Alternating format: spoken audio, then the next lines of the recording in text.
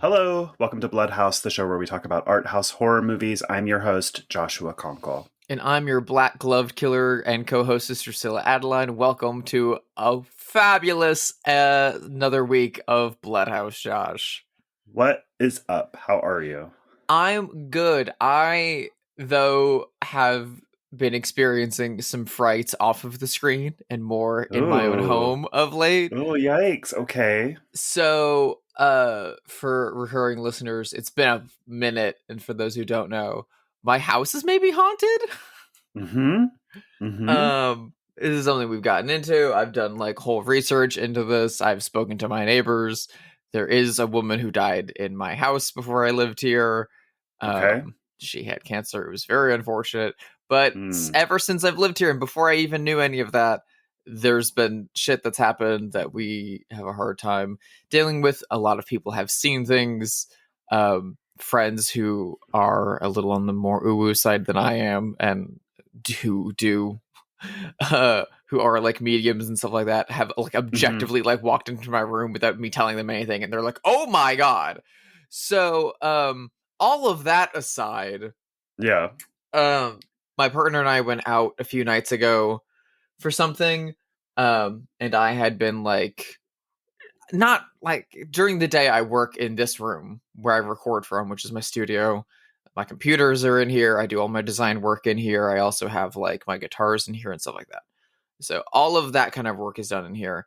And I have my mic for podcasting in here, and it is clamped to an art like draftsman table that I work from. And then it is like all screwed on and stuff. It's a big arm, essentially. Yeah. And occasionally, like, it'll come out of the clamp because it's that screw is pretty loose occasionally because I have to swivel it around a lot. But the clamp is fucking tight. It's like it's clamped onto a draftsman table. And so I had been doing some work in here. I had been like working on a guitar I'm restoring, and then we had to leave for an event. And when we came back home that evening, some like 4 or 5 hours later, I got back and I was like cleaning the dishes and stuff like that, and my partner went upstairs to use the bathroom and like prepare for the evening, and like you have to go through the studio to get to the bathroom, and she immediately was like, why is your mic on the floor? And I was like, oh, that's weird, it shouldn't be. And I walked upstairs and I was expecting like, oh, like it falls out of the thing occasionally, or maybe it like hit the, like maybe the arm dropped down a little bit and it like rolled off. The entire clamp and everything was on the floor in one piece. And it was like, it was away from my desk. So it had been like pushed off all in just one piece, like towards the floor and laying onto a rug. We'd been gone for hours. I don't know when it happened. But presumably you would have had to have stood behind my desk, and like I immediately like picked it up, put it back on, and reattached it, and then I spent like a good 10-15 minutes just like hitting it to see if it would fall, and it wouldn't. like it's clamped on my desk so tight that like I can't even take it. I can't just pull it off. I have to unscrew it off. Right. It's like work. Yeah.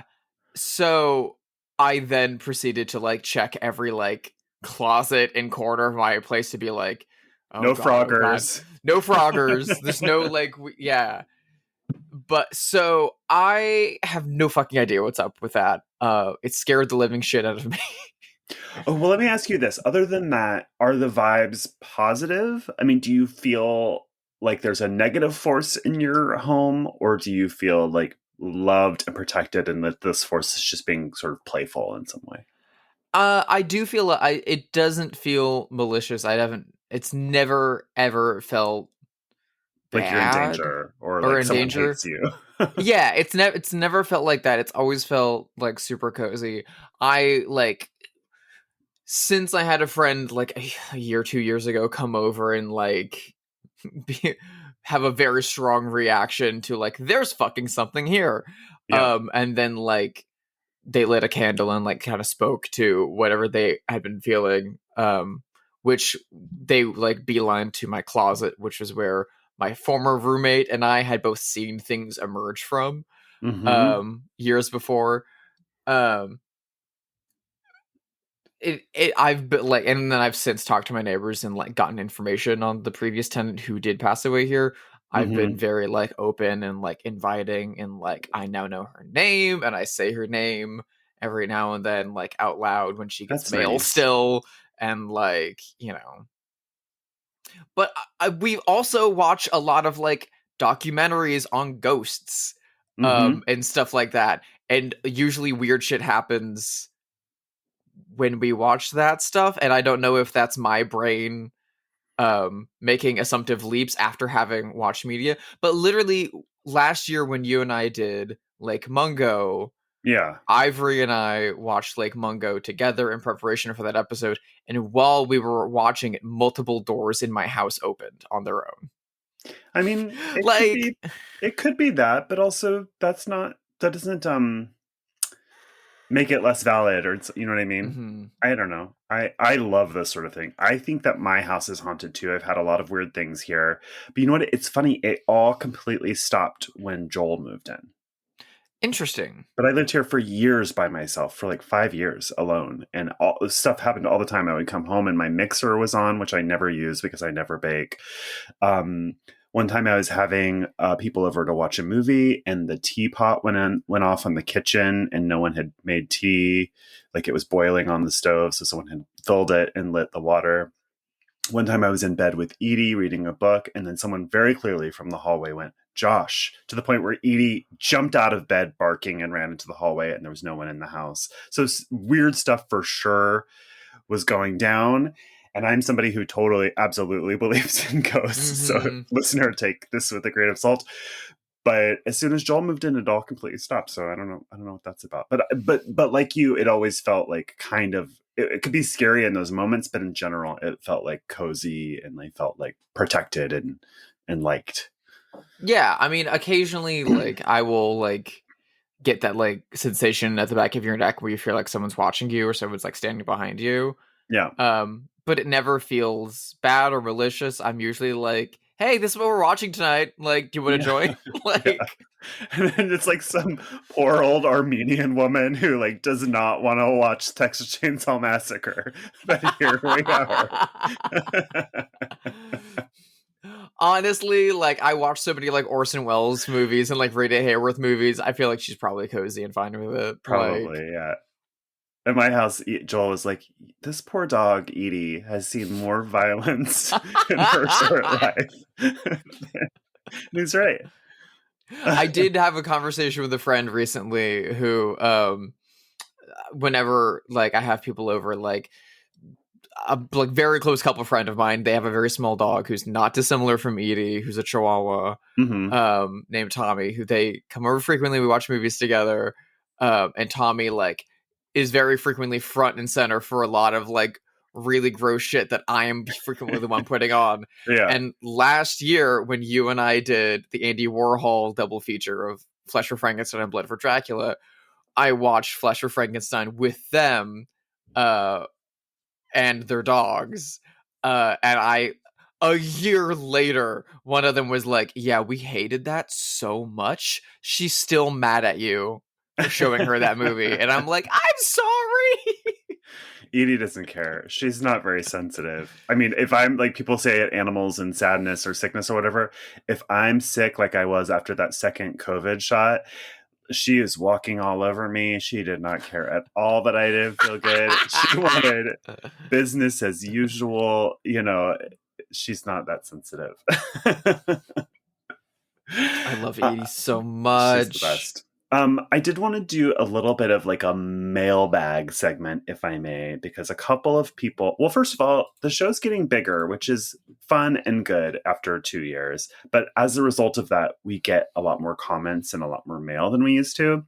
So I just want to like put a couple of things out there. So first of all, after our Knife Plus Heart episode where I said like some of this doesn't feel exactly period accurate to me, Twitter username Sallow my baby, Sallow my honey, Sallow my ragtime gal, which is the best username of all time, wrote in to say, speaking of the soundtrack, the song used in the incredible club scene is an actual West End disco 12-inch from 1979 by Mort Garson, Plantasia, Ataraxia, etc., under a pseudonym, and they sent a link to the song. So thank you very much. I was wrong. So this is a bit of a corrections corner. That is an actual disco song from 1979. And then the other thing, Drusilla, was you'd asked, maybe in that same episode, about why they call Michael Myers the Shape in the scripts for the Halloween films. Yeah. And a listener I think it's silly and stupid. Right. Well, be that as it may, a very nice listener named Nate wrote to us to say, John Carpenter wanted Michael to be like a driving evil force instead of a person. Hence also why Loomis is such a raving weirdo about how he's evil the whole film. So that's just a bit of a clarification about that. But just to say, we love getting mail and we love getting comments. And also, in terms of corrections, we're just talking off the cuff here and we're speaking extemporaneously. So by all means, if we get something wrong, do tell us. But yeah, this is just our fun thing that we do. Because we're not Karina Longworth. We don't have researchers. We're speaking off the cuff. So please bear that in mind and be nice. But speaking of that, if you need it, BetterHelp has options for you. Go to BetterHelp/Bloodhouse. Love that. I love her show. I'm sorry. I love her show so much. I love her show. I just like, it really gets under my skin how she has those splashy teas. How are you? Have you been watching anything cool? There's something I'm dying to talk to you about, but yes, I know you are, and I'm waiting it out as much as I can. I watched a fucking phenomenal movie this week that I have been putting off for so long. God, fucking, there is a movie by one of the most important queer filmmakers who made at least two of my favorite movies of all time that I had never seen. So, Interview with the Vampire and Mona Lisa from 1986. Okay. Both directed by Neil Jordan. Neil Jordan fucking rocks. He's made so many incredible films. One of his first and most important movies is one that I'd always seen the video store, like the VHS cover at my library growing up, and that was Company of Wolves with Angela Lansbury. And I'd always seen that poster of like Little Red Riding Hood in the distance, and the man's mouth opening and like the snout of a dog coming out of it. Yeah. And it's so powerful, it's so weird. And I always saw that and I was like, that looks fucking scary. And then I grew up, fell in love with his movies, and he's so fucking good. And then recently, Scream Factory through Shut Studios has put Company of Wolves out on a 4K set, and I got it in their sale, and it took a month and a half to get to me, and that's a whole other fucking story. But literally the day it came in, Ivory and I were like, let's watch this one. This looks incredible. And it is so freaking bizarre and so surreal and beautiful. It feels tonally like it lies somewhere between Terry Gilliam's Time Bandits and the Tom Cruise fantasy classic Legend. I think that's right. Yeah, that feels true.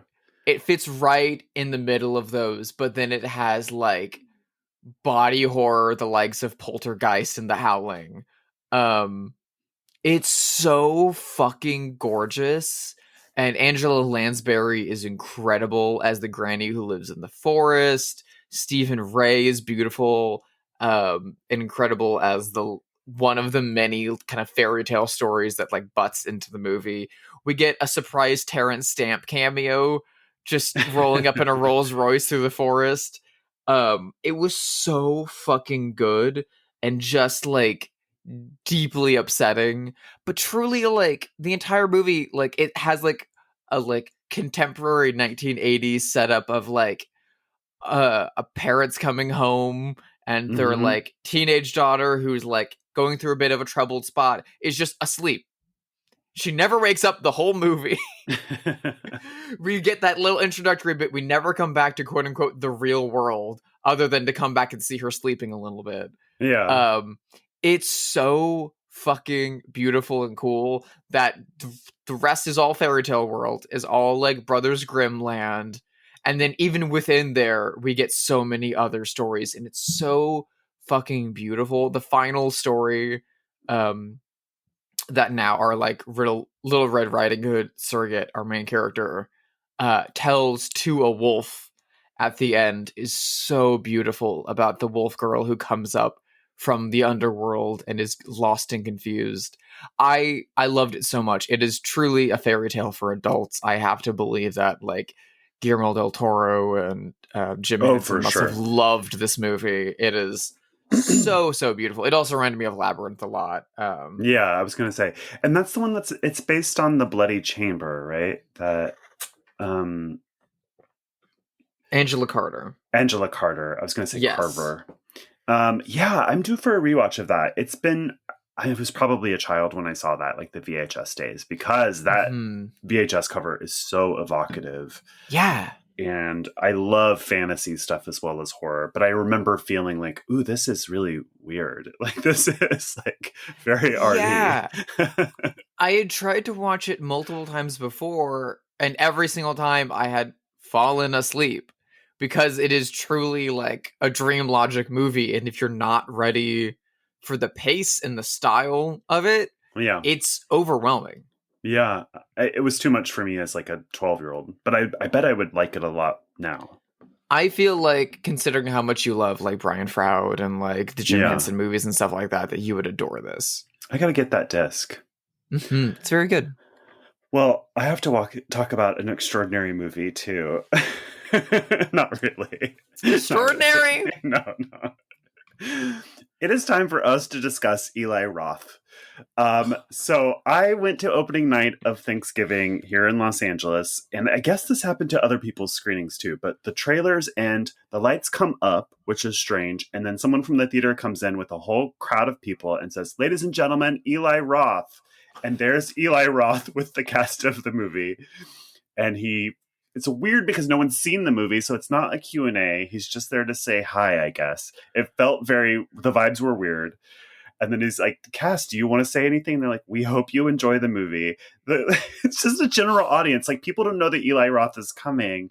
And so it just makes it really weird because no one's seen the movie. It's a general audience, so they may not even know who Eli Roth is or have any context for this.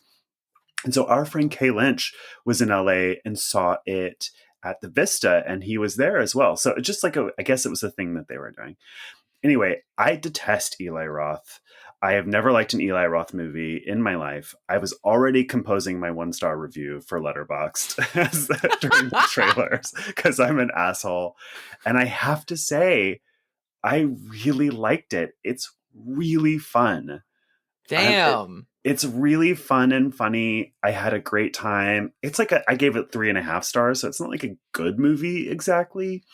But if you see it in a crowded theater, or if you watch it with a big group of drunk people at Thanksgiving, it's pretty fun. Damn, okay. And so I tweeted about it from our Bloodhouse account saying, and I tried to make it so that, like, I know against my better judgment, I really liked this movie. And you retweeted it and was like, "Sorry, you cannot pay me to watch an Eli Roth movie." And I wanted to be like, "Drusilla, this is your podcast." Yeah. Use your own podcast to score clout points on Twitter with your little fucking film stance. I was like, fuck, damn, Drusilla. Sorry.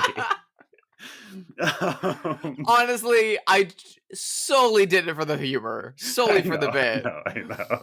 But and I may have seen more Eli Roth movies than you have. I've seen Cabin Fever, Hostel 2. I've seen The House with a Clock in Its Walls, which is the like kids movie he made with Cate Blanchett and one of my Jack favorite Black. kids books of all time. And when I saw that he was making that, I was like, why him? Literally anybody else would be better at this adaptation. Like, someone get Guillermo del Toro, someone get, I don't know, anyone, but go on. It's not good. What have I seen? Yeah, well, I've seen those, and I've seen his Thanksgiving trailer. I Yeah. did not see his Knock Knock, which is a remake of one of my favorite movies ever, Death Game. Hmm. I've not seen his Death Wish remake, Yikes. and I refuse to watch The Green Inferno. Um, Listen, of everything that he's made in the past 20 years, Thanksgiving sounds like the most palatable and like middle of the road thing that he's made. That's not like me like rolling my eyes out of my skull and being like, good fucking lord, how is he getting budgets? Yeah. So there's that. But also, fool me once.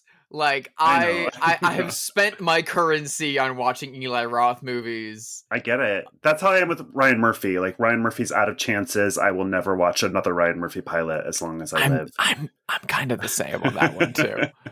But I've avoided watching so many FX shows because I'm like, is that him? Is that not him? Is Fosse Verdon him? I don't know. He's sneaky that way. He's got his little hands in a lot of pies.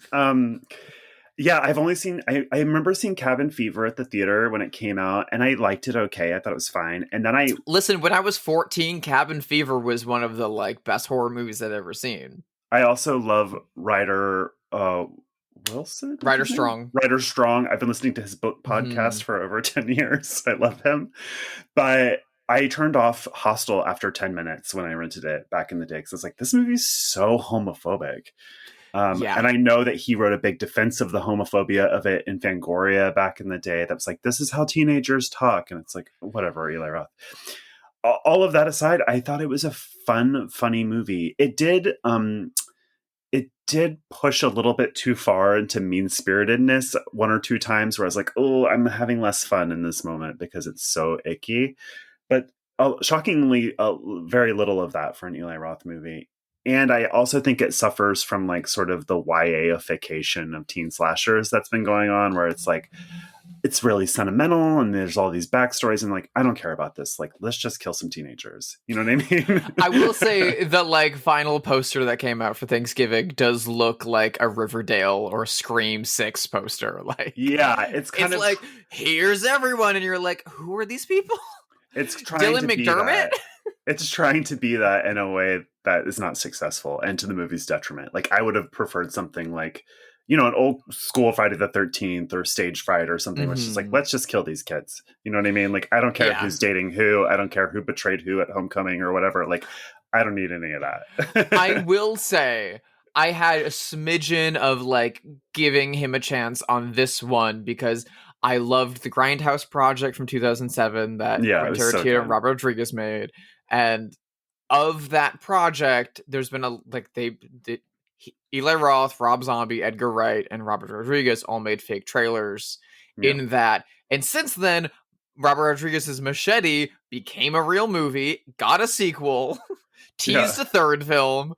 And like of all of those projects, I think Rob Zombie said that he had a feature-length cut of his, like, he just never Werewolf released. Women of the SS, is that his? Yeah, starring Nicolas Cage as Fu Manchu, which, you know what, maybe for the best doesn't get released. I would have loved to see Edgar Wright do a feature-length version of Don't. The best trailer is the only one that doesn't have a real movie. It's Don't by Edgar Wright. Yeah. And Thanksgiving was a very, very good trailer. It had that like deep 80s trailer voice. Yeah. This Thanksgiving, you will not understand the things I come to behold in Thanksgiving. And it's, you know, has the fucking like trampoline gag and so. And I know a lot of those scenes are recreated in the movie. Yeah. But when I watched the trailer for the new trailer for Thanksgiving 2023, I was really disappointed to see that all of the period theming was all eschewed to be a contemporary. It's a wholly contemporary thing and a very contemporary vibe and style.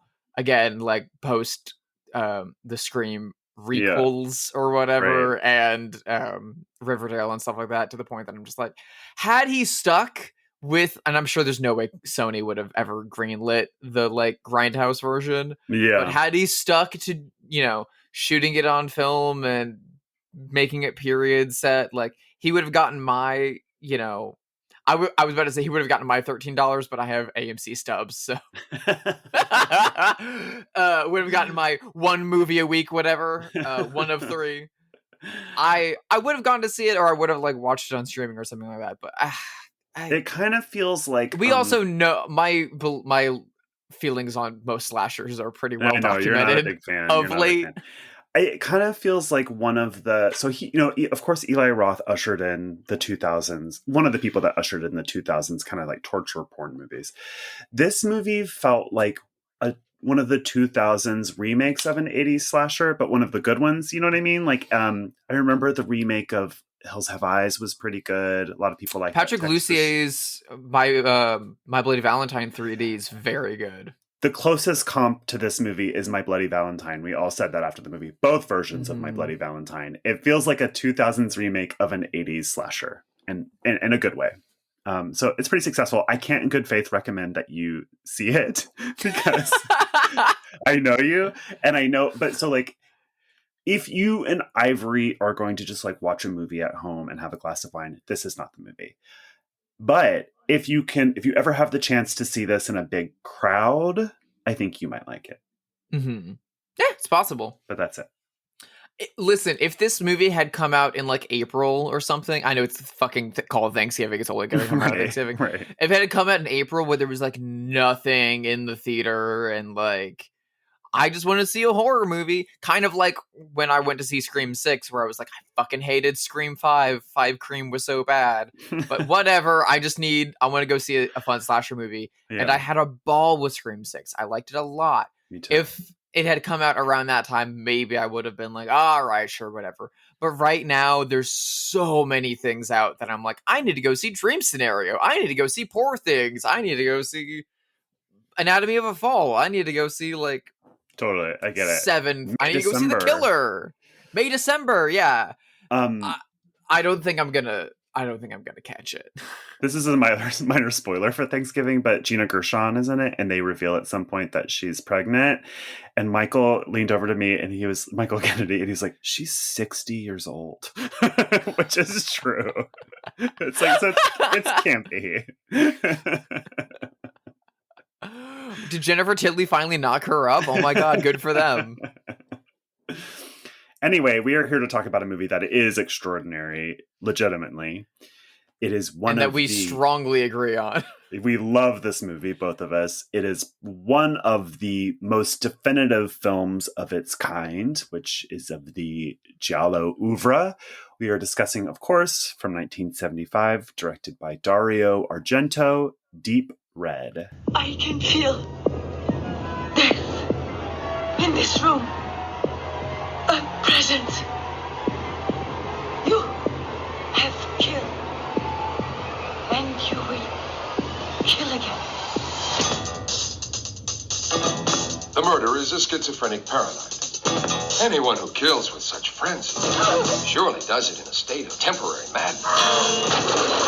And when he kills, he must recreate these specific conditions. What was that? I saw a man in a brown raincoat walking away from the building. What are you doing messing around with this business anyway? I told you to stay out of it. What is it? Didn't you hear Fondo Rosso. Fondo Rosso. The best names ever. I love this movie so much. It may be my favorite Giallo film. It's this or Suspiria. Fucking up there. Yeah, it's so good. It has all of the things about Giallo. That's why it's like so definitive. It's like when you're thinking of a Giallo, all of the icons of Giallo are here. You've got the black gloves, you've got the stylish interiors, you've got the glamorous people, you've got the Rome setting. It's just like all of the things. You got the great Prague soundtrack by Claudio Simonetti and Goblin. This is the first collaboration with Goblin. Mm-hmm. You've got outrageously stylized camera work. You've got the killer POV. The only thing that this movie is lacking in the like quote unquote like stereotypical Giallo trope is the sex. and is the nudity. True. You're right. This movie is devoid of that. And in fact, there's like a running bit throughout the movie where Daria Nicolodi, who would go on to co-write Suspiria and marry Dario Argento, doing her best Katharine Hepburn this entire movie. She's so great in this. She's so... Where she keeps like coming on to David Hemmings and it's implied that they have sex at least once, but it's entirely off screen. And she keeps like pressuring him for sex more often, and he's like does not want it and is like very, very weirded out by this. This is definitely not strip nude for your killer. This is like this is not that kind of movie. It doesn't really have a lot of the lurid coloring either in terms of its lighting that I think of with Giallo. Which like started with Mario Bava's Blood and Black Lace, and then Argento epitomized a few years after this in Suspiria. When he went into his more supernatural films. There is a case to be made, because the Giallo film exists outside of Dario Argento. It existed before him, and it was kind of dead by the point that he came on the scene. It was like a 60s thing of Mario Bava and Ricardo Freda and and it was Roberto like Bird Lenzi. with the crystal plumage that like... Yeah, they were all ripping off Hitchcock, and then it was dead. 71, Dario, who had just gotten off writing Once Upon a Time in the West, directed his first movie, Bird of the Crystal Plumage, totally reinvented the genre. That's when he added the Black Glove Killer. It became much more literal, much more like formulaic, in a good way. Much more like visually confident and less of a like travelogue kind of movie. And then between 71 and 73, 74, there was like a glut of these like knockoff movies that are incredible in their own rights. And he went on to make Cat of Nine Tails and Four Flies and Grey Velvet. And then he tried to make like a historical film.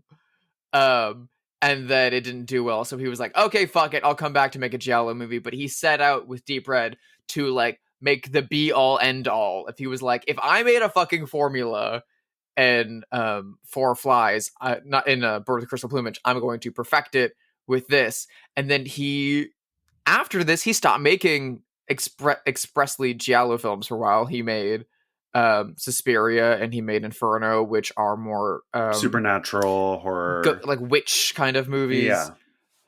And then he only comes back to it in Tenebrae, which is like a postmodern Giallo movie that like deconstructs and like breaks all the rules. It's a bit like Wes Craven coming out with Scream after his career, near the end of his it's a late career like reinvention of something that he created or comment on something that he helped create. Exactly. And of course, by that time, the slasher boom was happening. It's very important to note that Deep Red is 1975. It's a few years. It's like 1 year before Brian De Palma would break out doing his kind of like Hitchcockian Giallo films. He'd already made Sisters by that point, but that was also after Bird of the Crystal Plumage. And this is also like 2 years before the slasher boom takes off. This is just a little bit before Halloween happens, before this is the same, like a year after Black Christmas and Texas Chainsaw Massacre. So this is coming out of Italy. The like second wave of Giallo films has gotten trashier by this point. This is when you get Andrea Bianchi movies like Strip Nude for Your Killer and like the really like most lurid and trashy ones. People like Lucio Fulci are making Giallo movies. Yeah. And he makes one that is like for no boobs. Yeah. No on-screen sex. Dabbling a little bit more into the supernatural. With the psychic. And then he's just committed to style and artistry in this one above anything else. There's a haunted house. There's all of these clues and MacGuffins. He kind of plays with the psycho trope that we'll get into in a minute. And he's just having so much fun here. I mean, as a lover of interior design, this is like a glut. I mean, the sets and locations are so beautiful. And it's insane. And even that haunted house is like an Art Nouveau building, which we don't really have in the US, unfortunately. But it's just like, it's even in its crumbling decayedness, it's like so gorgeous and delicious. And The whole movie is almost styled in Art Deco for the majority of it. It's like Yeah, it's feels all. if you could tell someone this is based in the 1930s, like you would probably buy it. Well, I was gonna say there's like not a lot of 70s aesthetics happening here. It's all Mm-mm. calling back to like I guess old detective stories, film noir, 1930s, 1940s kind of stuff. Every character only wears black and white. Yeah, the costumes are really chic too. I mean, Joel made this point last night when we were watching it. Like, it's such a fashionable movie aesthetically that it's kind of ahead of its time while referencing vintage stuff. So a lot of the Mhm. interiors and clothes look more 80s to me than they do 70s because it's Yeah. weirdly so ahead of its time aesthetically. Because a lot of 80s fashion was harkening back to 1930s, 1940s fashion. And where you it's got like the, minimalistic black and whites. It's Mhm. geometric. It's like you're losing the organic shapes and colors of the 70s a little bit for inorganic shapes and colors.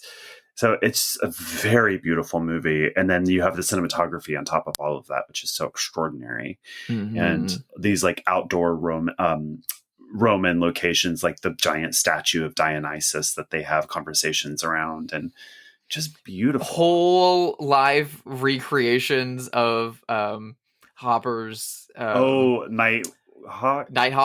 Yeah, Nighthawks, Nighthawks. with the like blue diner, the diner painting, the blue yeah. bar. And we'll get into it in a second, but like all of the like background performers in that scene and in other scenes are static. Yeah, they're basically standing still. If they move, like it's to like move, like to like puff on a cigarette and they put it right back in. Yeah. They like barely move. It makes every scene feel just a little bit more uneasy. Mm-hmm. He has a lot of different tricks that we'll get into in this movie that are super subtle, but it's all to make you as a viewer feel a little uneasy and to like think more about your surroundings and look for clues around you. But it makes every scene look like a fucking painting. Yeah, it's very painterly. It's like it is unsettling because no one's moving in the background, but it's also very beautiful. It's like it's a painting. So what is Deep Red? What is the plot? Let's get into it. So this movie follows an American named Marcus Daly, or a British man actually, named Marcus Daly, who is a jazz pianist living in Rome, teaching in a conservatory. And he happens upon the murder of a psychic German woman, basically. So, which he sees from the street and then goes up to her apartment. But we've already met this woman because she's giving a talk at a parapsychology conference of some sort where, she's this great medium who's traveling Europe. And she's giving a talk when suddenly she is sort of bombarded by the violent thoughts of a killer in the audience. And she, after the conference, she has a sort of meltdown. And then after the conference, she's talking to her friend, a professor, and she says, I can identify the killer. I know who it is. But she doesn't know the killer is watching her from behind a pillar. So the killer follows her home and murders her, which is witnessed by Marcus Daly, who's our protagonist, who happens to be her like downstairs or upstairs neighbor. And then he sets off trying to investigate this murder, which takes all kinds of twists and turns. He becomes involved with a journalist who you mentioned, who's sort of a 1940s style Gal Friday kind of character. Mm-hmm. They become romantically entangled. And there's all sorts of twists and turns and clues, like any mystery would have. And that's kind of it. I mean, would you say anything more? There's a lot of dolls. There's a minor bird. There's a very menacing children's song. There is a disturbing portrait hidden behind a wall. There is a mysteriously entombed corpse. Mm-hmm. There is a haunted house. There is a book of folk horror legends that plays into it all. There's a missing painting at the core of the mystery. That's such a good twist. Because I spotted that the very first time I watched this movie. I was like, wait, what was that? And then it turned out to be like the big reveal of the movie, and it was very satisfying. Geniusly constructed. Yeah. There's a former actress who is the mother of one of his friends, who is a fellow piano player, who is a drunk and a gay man. Who may be involved in the mystery. There's a vicious little girl who tortures lizards. Yeah. There's a bumbling police inspector who is just truly doesn't do his job, but this police might go on strike and have a sit-in soon. Yeah, there's some wild tonal swings in this, by the way. The police are pretty wild. The stuff with Gal Friday is pretty strange. I mean, not strange, but just like the movie gets like goofy and sweet in moments in a way that's nice, actually. Yeah, it really endears you to these characters despite Marcus, who is played by David Hemmings from another very famous Italian art murder mystery, and Michelangelo Antonioni's Blow Up, which was like the definitive international Italian success of the 1960s outside of like Fellini. Right. And like really kind of like was a postmodern like reshuffling of what a murder mystery could be and what a like investigation movie could be, set in like swinging 60s London, around fashion models and photographers. And now we get David Hemmings again reinventing and redefining the giallo genre for Italy, still in a like hyper artistic fashion, but entirely different. He did say at some point in his career that the only movie that he made in Italy that he was proud of, or during that stretch of time that he was proud of, was Blow Up. And I'm like, you're forgetting another big one, dude. Yeah, this movie is incredible. It's so beautiful. It is a work of art. I really love how kind this movie is and progressive it is on the queer issue. The character Marco, who is revealed to be queer, the movie doesn't feel judgmental of that, especially for 1975. He's not insane. He's not the killer. Spoiler alert. He just happens to be a gay man who is like sort of tortured about it. It's hinted like that's why he's such a drunk, in part. But otherwise, even our main character is sort of like shrug about it, which is great. And we learned this by finding him at his partner's residence, and so we meet the partner first. Gorgeous them in a silk gorgeous robe. they them. Well, truly, Argento wanted the most androgynous performer possible for this role. We found cast an actress and just had her play drag. Oh, that's a cis woman? That's a cis woman in drag. Oh, I really thought that was like, they them. Yeah. I mean, like, in 2023, like... signed at birth male is what I thought. Yeah, in 2023, like, visual lingo, like, it's something that, like, gets super passed over, and very accepted. But at the time, it's a very small, subtle move on Argento's part to just make you, like, be like, to look a little bit closer at stuff and be like, wait, yeah, who? What? And of course, like, everyone's dubbed because it's an Italian film of this era. Even in Italian, everyone's dubbed. Yes. So she was dubbed by a male performer to give even more androgyny to the character. That makes sense. I will say we should mention there are a lot of versions of this. We settled on watching the Italian version that is on Arrow. The Arrow app. Mm-hmm. But if you watch the version on Shudder, it's 20 minutes shorter and it's the American version. So I think it would be dubbed in English. Is that right? It is dubbed in English, yes. I think that's the version I'd previously seen was that. I watched the quote unquote hybrid version, which is available on the Arrow Blu-ray, which is for the most part in English, but those 20 minutes of difference are in Italian because there is no corresponding English translation for those scenes. So it takes the American version, adds in the missing scenes from the Italian version? Basically. Okay. And it's very, very good, but watching it that way, it becomes much more evident what are the scenes that were cut out. Oh, yeah. What are they? That's so interesting. Because you're then confronted with, we're in fucking Italian now. Yeah. And every single one of those is always more of the comic relief scenes or more of the scenes that have to deal with the gender disruption in terms of the relationship between David Hemmings and Daria Nicolodi. So, like, them arm wrestling and a lot of the conversations after the funeral of the psychic that they have around their sexual relationship, all the stuff of, like, her pressuring him for sex. Mm-hmm.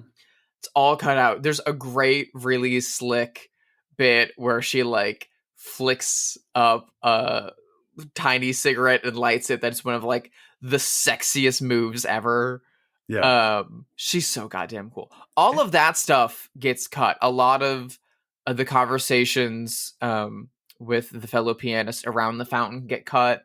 Stuff that was like that doesn't serve the plot is just gone. Which that is makes a lot shame. of sense. It is a shame. That makes a lot of sense because as I was watching it last night, I think I'd only seen the American version before, so I felt like, oh, I don't remember this movie being so like bubbly and Yeah. And people are too obsessed with plot. Like that's a thing. Like movies don't have to be all plot all the time. They need room to breathe. The characters need room to breathe. The story needs room to breathe. That's the thing that really frustrates me. The big difference that I feel when I watch the extended version is that, or the original Italian version, is that we get the big murder set piece at the beginning. We get a lot of that great flourishy camera work at the beginning. But then it's just living with the characters, their interactions, their interpersonal relationships, and the mystery of it all for the lion's share of the movie. It takes a while before we get any more murders, and they are pretty paced out, and it's not until the last few minutes of the last like 20 minutes of the movie that starts to really ramp up into that pace. Whereas the like American export version that like cuts all the humor out. And again, that's very common for Italian movies at that time because a lot of Italian humor of that era doesn't translate, which is fine.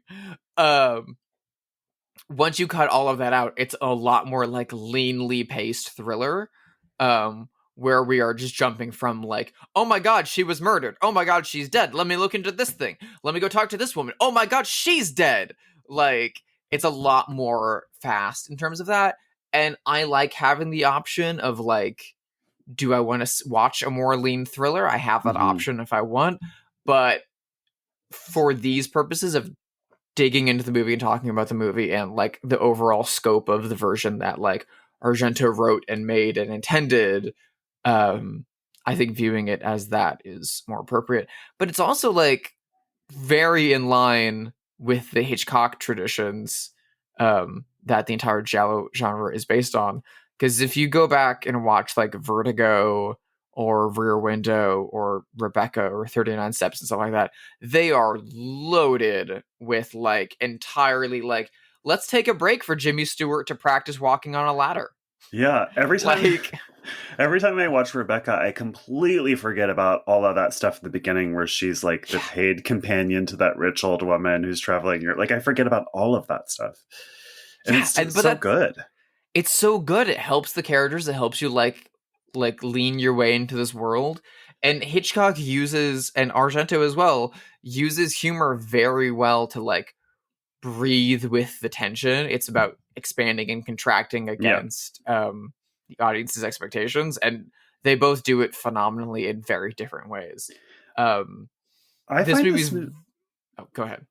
I find this movie pretty scary in moments. Like, I jumped kind of a lot of times last night, and I'm always creeped. Like, all the moments where like the killer's on the other side of a door from a character and they whisper through, like, that stuff really gets under my skin, actually. The scene of David Hemmings at the piano when the killer enters his apartment is very sweat upsetting. Drop on his forehead. I mean, that scene is so excellently crafted. When he keeps one hand on the piano to make it sound like he's still playing while he reaches for a blunt object off the shelf to prepare himself with. That's incredible. There's a very iconic scene in which like an automaton doll enters a room. That's like the weirdest part of the whole movie. It's so fucking scary. It's so scary. Because the doll scene, like the little bit itself is very scary. It's resolved very quickly, but it's so out of nowhere, so shocking. But as soon as it's resolved, there's like a breath, and then it pulls like an Exorcist 3 level jump scare from somewhere you're not expecting. Yeah. And it takes you out every single time. But then every single kill in this movie, Argento intentionally orchestrated to be something that could happen to you by accident, to be something that could happen to you around the home. So someone has their teeth bashed into the corner of a table. Yeah. Brutal. Someone is scalded in a bathtub, you know, like your face like being pushed through a window, being run over by a car. It's like, it's all like objectively homicide, but it's all things that are really like minute and like, could easily happen to you at home. And so it's really, really painful. And like really, you can put yourself in the place of these characters a little quicker than you would like to. I think the first murder of Helga, the psychic, is so effective because she's in her apartment, she's on the phone having a conversation, and then she looks at there's a knock at the door of her apartment, which she's close to, so she can see it. And you know, she's a psychic, of course, so she knows that the killer's on the other side of the door. But you kind of are like, is this person going to listen to their gut and lock that door in time? And of course she doesn't. But it's like, oh, the way it's constructed in editing is like so scary and effective. This movie was, when it was released in America, I think shortened even more, and retitled The Hatchet Murders. Yes, and that version is missing, correct? Like, we don't have that version anymore. It still exists in, I think, public domain forms. Okay. But it's the like official restored versions don't reflect that. And it's not very good. But it's the idea of watching Deep Red as like an exploitation distributor and being like, nah, cut this up. What? How can we sell this to the teen? She kills her with a cleaver. The Hatchet Murders. They'll go see that. Some cigar chopping dude in fucking Santa Monica being like, I know what we'll do with this thing. Yeah, I know that there is at least one version of this movie that is like completely lost to time, but I don't know which version it is off the top of my head. Yeah. I want to talk about one of my favorite aspects of this movie, which, like, outside of all the red herrings, outside of the, like, there's a haunted house and a portrait and this, like, weird Christmas flashback at the beginning of the movie and all that stuff, the killer reveal and a few of the important clues around that and the way that Argento leads the audiences, like, eye in mind, because when the movie begins, all we know about the killer is that they are in attendance at the psychic conference, essentially. They rush out of it to be sick in the bathroom, which is like a like gender neutral sink that's then a gateway to a separately gendered bathroom. So from there, we don't know the gender of the killer. It is then we see the killer preparing to commit the murder, and we get these super fucking stylish tableau shots of the camera whipping around macro close-ups on like kids' toys and rusty switchblades to the insanely like hypnotic Goblin soundtrack, and then applying very, very, very heavy eyeliner, which we also see on Daria Nicolodi. We get close-ups on the eye that spins around as the very thick black charcoal is applied. It looks like Susie Sue getting ready to go on stage. It really does. It's super goddamn cool. And then we see shots later on of the killer like running around and being gendered male. And we also see them in a brown trench coat running away and in a hat. And there's a painting, there's a kid's drawing that becomes very attached to the movie. And we've already learned that Carlo is gay, and Carlo is an alcoholic, and Carlo is uneven and has a trauma. And so when it's revealed that Carlo, as a child, was the one who drew this, like, quote-unquote, damning portrait, and shows up in one of the final set pieces with a gun pointed at David Hemmings, Argento is playing on the audience's like history with movies like Psycho, and the kind of queer killer, like man in a dress kind of killer of like, oh, yep, he's gay. He's one of those crazy fags. He's got to like. There's a lot of discussion with the parapsychologists as well about how the killer is an unhinged person, and this psychosis is the kind of thing that could be triggered by a memory or choice clothing or a certain attire or something like that. And so you're like, it's dress to kill territory. That's what this is. Carlo, who is with an androgynous person and is a gay, is clearly dressing partially in drag and doing makeup and then committing murder because he's crazy. One of them crazy queers. And then we very quickly find out that it is not the case, and Argento is entirely fucking with us. Yeah, he's using the best way. Yeah, totally. He's using the audience's homophobia against them, which is great because actually Carlo is just a sweet, sad man, you know, who's like living with the weight of homophobia. Well, and Argento has given us evidence at the beginning of the movie when the first murder is committed that Carlo is not the killer. Yeah.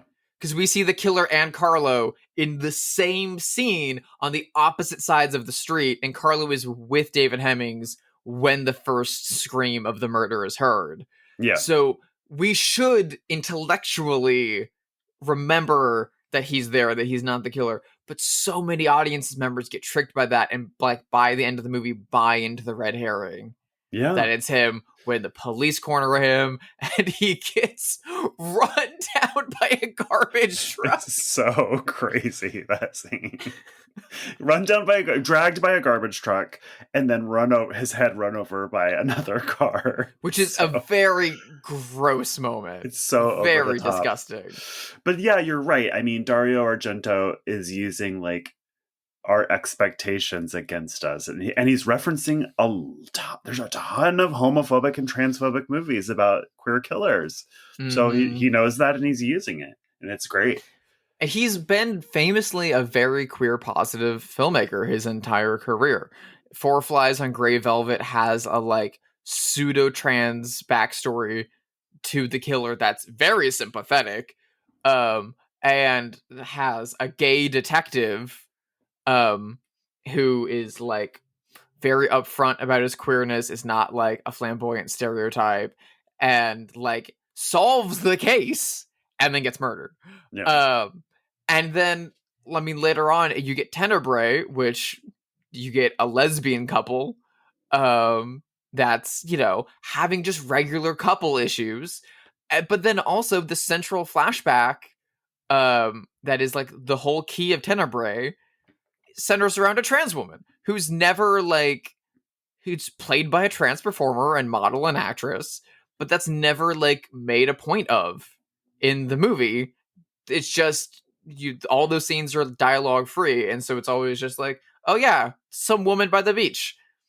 He's a very, very, very progressive and very metatextual and like cine-literate filmmaker who knows the fuck what he's doing, and is intentionally screwing with what he sees are the major tropes of the genre that he works in.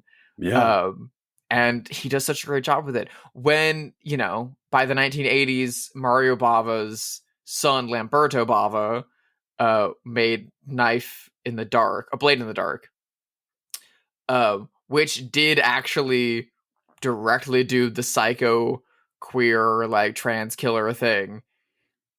It falls on its goddamn face, because you've already gotten Deep Red skewering it, like, almost 10 years before. And in a much better movie. I just feel like as a lover of these movies, I often am apologizing in a way for homophobia and transphobia, because I look the other way because it's an old movie, and, you know, I know that times were different then, and the movie's well made, and I like the movie, so I kind of look the other way, and it's just nice to not have to do that for once. You know what I mean? Anything else to say about Deep Red before we move on? Other the mirror reveal at the very end, that one essential clue is so brilliantly designed. All of the art in that scene. How much would you pay for those paintings? Those paintings are so fucking cool. Yeah. They're horrifying too. Having your entire hallway being covered in those is horrifying. But I mean, it's a pretty good way of saving money on decorating the whole place in them if you just get a couple and then some mirrors across from them. Yeah. Well, let's play Have They Seen It, the game where we speculate wildly whether notable figures have seen this movie. This person pops out, not out of nowhere, but kind of out of nowhere. Do you think Donald Pleasance ever saw this? Interesting. He did, outside of the Halloween movies, he's been in some truly incredible horror movies. I mean, we both love Alone in the Dark. Is that it? Yeah. Great Love that movie. And he was, a more prestige actor before he got into that. He was in the fucking Great Escape. And of course, he worked with Argento for Phenomena. So I think he absolutely saw Deep Red. And I think he liked it enough to do Phenomena. I feel like, in 1984, whatever, when he was cast in Phenomena, I feel like Argento's agents probably sent his agents a VHS tape of whatever English version was available of Deep Red at the time. Yeah. And he was probably impressed by it enough to be willing to do Phenomena. And rightfully fucking so. Even if you watched a shitty VHS in Italian in the mid 80s of this movie, visually alone, you'd be able to see it's a fucking cut above. Do you happen to know, I don't know, this is why I'm asking you, how Donald Pleasance felt about his horror career? Was he at peace with it? Or was it like the guy who plays Obi-Wan Kenobi in Star Wars who hated every single minute that he was on set? He wrote these hilarious letters from the set of Star Wars while he was drunk. Yes, he did. This is awful. Alec Guinness. My God. Alec Guinness famously fucking hates Star Wars. He was like, I'm in the desert of Tunisia with nothing to drink. I'm surrounded by little people. He didn't use that word. He used a much more offensive word. Just truly hated being in that movie. Peter Cushing was in it too, and I feel like he was probably more chill about it, but I think he was. But do you think Donald Pleasance liked these movies, or from the sound of things, it seems from the little bit of research that I've done. Again, I'm not a big Halloween fan, so I haven't done as much research into the Halloween franchise. But the little I know about Donald Pleasance was that he was game. Yeah, listener, if you know, write to us and let us know if you know. Yeah, if you are one of Donald Pleasance's children, please let us know how he felt. I freaking love Deep Red. You can feel the influence of Deep Red for up until today, and so much. Truly. So many directors and so many great horror and thriller films. I don't even have to speculate. I'm absolutely certain that people as varied as Brian De Palma and Guillermo del Toro and Rian Johnson have all seen Deep Red. I would be shocked if they hadn't. Deep Red, on the other hand, is deeply influenced by the films that came before it. I mean, down to the original Italian poster for Deep Red is a riff on the poster for Vertigo. Mm-hmm. It knows what it's doing. Do you think Alfred Hitchcock saw Deep Red? He was making Frenzy and some of his Family Plot around this time. I think he must have, because it's sort of like his late career movies are kind of referencing some Giallo movies, correct? I mean, isn't it Frenzy in particular is very bloody and very his movies influenced Giallo, and then he kind of comes back around. It's like a snake eating itself. Mm-hmm. And this is probably one of the most iconic and well-regarded Giallo movies. So I would guess, yeah. What do you think? I feel like it's very, very possible. I know that he did see, I think, only Sisters of Brian De Palma's films, but I know that he wrote something kind of writing off De Palma at the time that kind of got under his skin, or maybe he saw Dressed to Kill or something like that. I feel like he would have been very impressed with Deep Red. I think he would too. I love that the original American poster for Deep Red that has one of the most fun exploitation taglines of all time that says, "When was the last time you were really scared? Psycho, The Exorcist, Jaws, now there's Deep Red. And it like sort of recreates the logos for each, but not really. Yeah, It's very funny. that's funny. So many movies in the 1970s were marketed off of, remember Psycho? Here's this. I will say Thanksgiving has a great tagline, which is "This year there will be no leftovers," which I think is really funny. Yeah. As someone who frequently writes copy lines, I'm very proud of that. I'm very impressed with that. That's great. I think Alfred Hitchcock saw this. So, as mentioned, this movie has some beautiful interiors. And I was thinking of people who work in interiors. Do you think like famous interior designer / pottist? What's a person who makes things out of clay? Jonathan Adler has seen Deep Red. Oh ho ho ho ho. He makes really cool pottery. I have a Jonathan Adler pill dish by my bed that says dolls on it, and it's like stripy and made of clay. It's really pretty. Oh my god. Yeah, I'm familiar with his Quaalude sculpture and like Yeah, I have a friend who does sculpture that's very enamored with him. His stuff is really cool. I'm going to say yes. I'm going to say yes in terms of like either it's the kind of thing that like around Halloween, if he went to a party, a friend would have been like, we're watching this, and he would have been like enamored with, or it's the kind of thing I could also see like people just projecting on the wall of a club with no sound. Yeah. This is one of those movies that you could just look at.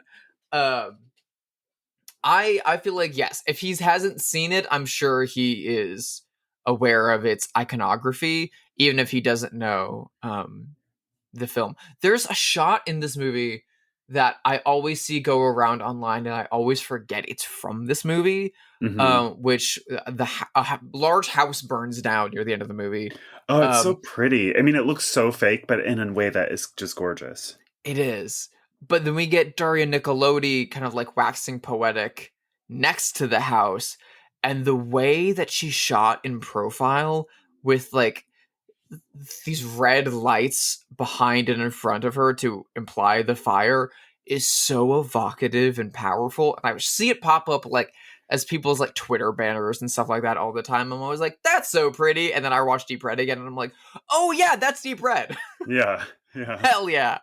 Okay, so speaking of the iconography of this film and the influence that it has had years past 1975 and the way that it's percolated into our culture outside of that, both in like the filmmaking aesthetics and styles of great filmmakers and the narrative trappings that have been played with since then, the visual language of this movie has shown up in other movies and in photography. The photographer James White famously recreated multiple scenes from this and other famous Argento and other Gialli films in a photo shoot with Sarah Michelle Gellar that pops up online all the time. The most famous of which is her directly recreating the murder at the very beginning of this movie, where she has fallen through a window. And the photo shoot's incredible. Gellar does such a great, like, doll, lifelike pose. It's super goddamn beautiful. My question is, do you think Sarah Michelle Gellar and or her real-life paramour, Freddie Prinze Jr., have seen Deep Red?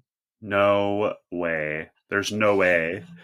I think Sarah Michelle Gellar, because of Buffy, has some passing familiarity with horror. I don't think that she likes it as a genre to watch and relax to. I think Freddie Prinze Jr. probably less so. I don't know why. No, I just don't think that this is on their radar. You know, like, I think they're like happy-go-lucky, a little bit in a nice way, basic, you know, like wealthy West Siders. I think that they like to cook and go on fancy vacations, and I just feel like they're not watching something like this. What do you think? That's fair. Her, I don't know. Maybe. I feel like if she's seen it, it's because someone showed it to her and she was like, that was pretty. And she had some occasionally nice things to say. Maybe she liked it. I do not know. I cannot say whether she's seen it or not. I feel like she's seen images from it, especially like before doing that photo shoot, as like Research for mood something. boards and stuff like that. And she was like, okay, cool, got it. I can do that. No problem. Freddie Prinze Jr., 1,000%. I strongly Really? believe he's seen it. I strongly believe that he's a fan. Freddie Prinze Jr. has a horror podcast. Does called That he? Was Pretty Scary. Oh, you told me about that. I forgot about it. They've done episodes on everything from Happy Death Day to Phantasm. That's so cool. Yeah. I have a lot of affection for him. He just seems like a nice person. I've always enjoyed him in things. There's about to be a Parker Posey category on Criterion called Starring Parker Posey. Uh-huh. And I cannot wait to rewatch The House of Yes. I haven't seen it, and I'm dying to finally watch it. You would love it, Drusilla. The dialogue, because it's an adaptation of a play by Wendy McLeod. Mhm. So the dialogue is like 30 Rock Veep style, fast and funny. And it Hell stars, yeah. the mother is that woman from Dead Ringers, the French actress. Geneviève Bujold. Yeah, she's their mother in the movie, and she's fantastic in it. You're going to love it. I can remember her name, but not Sir Alec Guinness. Look at me. Priorities. He didn't do a Cronenberg movie. There you go. Yeah, exactly. And she did Michael Crichton's Coma, and she did Brian De Palma's Obsession. So Yeah. sorry, Sir Alec, but yeah. Get to slash in, or if you want to make Drew's list. That The Horse's Mouth is very good, but no one gets murdered in it. Sorry, dude. needs more lurid lighting. That's it for this episode of Bloodhouse. Please rate it 5 stars wherever you listen to podcasts. You can email us at bloodhousepod@gmail.com. You can follow us on Twitter or Instagram. Drusilla, what are your socials? You can find me on Instagram at Hyde Sister. You can find me dunking on the Bloodhouse Twitter account, apparently. Occasionally. You can also find me on Letterboxd. If you search for Sister Hyde or Drusilla Adeline, I'm over there. You can find out all the stuff I'm watching, what I thought of the new Newkirk documentary, The Unbinding. And you can find my art over at sisterhydedesign.com. I am still selling prints for The Cure for their Riot Fest show earlier this year in Chicago that I designed. Those prints are shipping out in very gorgeous little tubes all across the US and some to England and stuff right now. Ooh. So go pick those up. What about you, Josh? Where can people follow you in the darkness? I'm at Joshua Conkle on Blue Sky, Instagram, and Letterboxd. Next week, we are hopping forward in time to the 1990s. What are we covering? Next week, we have a guest bringing us one of the most important black vampire films of the 1990s. We will be watching the underrated, underseen, and hugely influential Death by Temptation. Can't wait. I'm excited for that one. Bye!